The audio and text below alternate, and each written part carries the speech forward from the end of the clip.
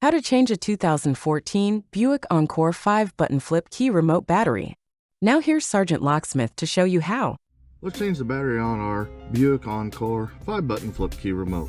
For this task, you will need a flat tip screwdriver and your battery, which is a CR2032.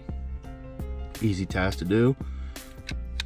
Pop your blade open, and if you look, you'll see you have the seam line where the two halves. You've got that diagonal cut, which this is the bottom piece. Just place your thumb in there, push down, and the back cover pops off.